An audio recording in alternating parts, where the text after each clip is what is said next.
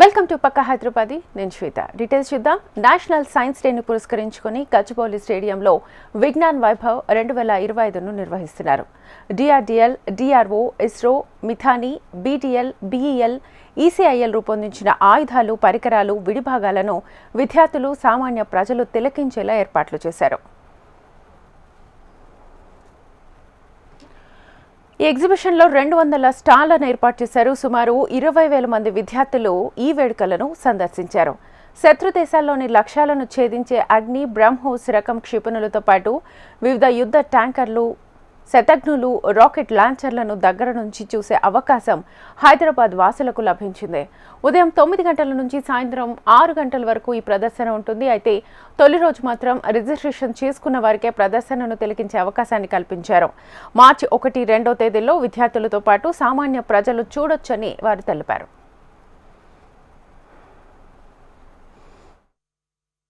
Intelligence ఎట్లయితే gather చేస్తారో ఈ సిస్టమ్స్ ఏం చేస్తామంటే మనం బార్డర్ ఏరియాలో పెట్టినప్పుడు ఆ రెడార్ సిస్టమ్స్ అంటారు. ఆ రెడార్ సిస్టమ్స్ని మనం డిటెక్ట్ చేసి ఆ వచ్చిన సిగ్నల్స్ నుంచి మనం ఒక ఇంటెలిజెన్స్ గ్యాదర్ చేస్తామన్నట్టు. వీటిని బేసికల్గా ఎలక్ట్రానిక్ ఇంటెలిజెన్స్ సిస్టమ్స్ అంటారు అనమాట. ఓకేనా? ఇలాంటివి కమ్యూనికేషన్ సిగ్నల్స్ అయి ఉండొచ్చు, రెడార్ సిగ్నల్స్ అయి ఉండొచ్చు, మొబైల్ సిగ్నల్స్ అయి ఉండొచ్చు, శాటిలైట్ సిగ్నల్స్ అయి ఉండొచ్చు.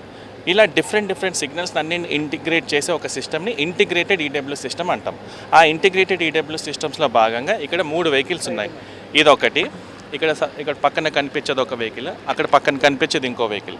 ఈ 3 వెహికల్స్, ఇలాంటి వెహికల్స్ ఒక మోర్ దెన్ 10 వెహికల్స్ అన్ని కలిపి ఒక ఇంటిగ్రేటెడ్ సిస్టమ్ అంటాం. ఓకేనా? సో దీని మెయిన్ ఇంట్రెస్ట్ ఏంటంటే ఈ పర్టికులర్ సిస్టమ్ మనకి రాజస్థాన్ డెజర్ట్స్లోకి డిజైన్ చేసాం అన్నమాట దీన్ని.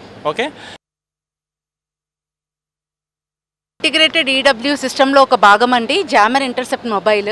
దీనిలో ఏం చేస్తామంటే అన్ని రకాల మొబైల్స్ని ఇంటర్సెప్ట్ చేసి ఏదైతే మనకు దాన్ని ట్రాక్ చేసి అది ఎవరితో మాట్లాడుతున్నారు అని తెలుసుకోవాలనుకున్నప్పుడు ఆ పర్టికులర్ మొబైల్ని మేము ట్రాక్ చేస్తూ ఉంటాం. వాళ్ళు ఏం మాట్లాడుతున్నారు, వేరే కంట్రీతో ఏదైనా మాట్లాడుతున్నారా, రహస్యాలు అవన్నీ తెలుసుకొని దాన్ని మనము ట్రాక్ చేస్తూ ఉంటాము.